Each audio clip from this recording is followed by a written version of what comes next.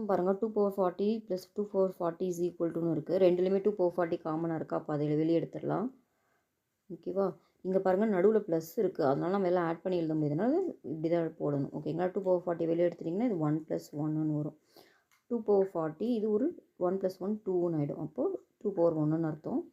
இப்போ தான் நம்ம அந்த ஃபார்மில் அப்ளை பண்ணுவோம். ஏன்னா நடுவில் பாருங்கள் மல்டிப்ளை இருந்தால் தான் பேஸ் 2 ஈக்குவலாக நம்ம மேலே 2 ஈக்குவல் பண்ண முடியும். 40 + 1 41 ஆகும். ஆனால் இதில் பண்ண முடியாது, ஏன்னா இது நடுவில் ப்ளஸ் இருக்குது.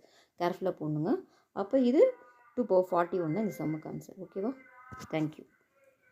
5 + 7 + 5/7 + 5/7 + 5/7 + 5/7 = 5y தென் y வேல்யூ என்னன்னு கேட்டிருக்காங்க. ஓகேங்களா? இல்லை 5/7 எல்லாத்துலேயும் காமனாக இருக்கனால அதை வெளியே எடுத்துறேன். வெளியே எடுத்தோன்னே இங்கே என்ன வரும்? 1 + 1 + 1 + 1 + 1 + 1, அதாவது 5 டைம்ஸ் இருக்குங்க, செக் பண்ணிக்கோங்க. which is equal to 5 power y.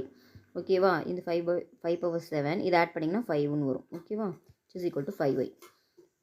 இது எதுவுமே இல்லைன்னா நம்ம பவர் 1ன்னு தானே சொல்லுவோம், 1. அப்போ ஆட் பண்ணிங்கன்னா என்ன, பேஸ் 2 ஈக்குவலாக நம்ம பவரை ஆட் பண்ணலாம். இந்த ஃபார்மில் ஒன்று இருக்குங்க, a/n a/nன்னா நடுவில் மல்டிஃபிகேஷன் இருந்துச்சுன்னா நம்ம a/m + nன்னு எழுதலாம். ஓகேங்களா?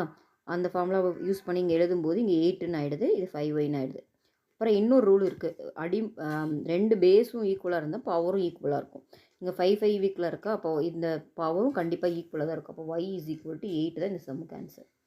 ஓகேவா?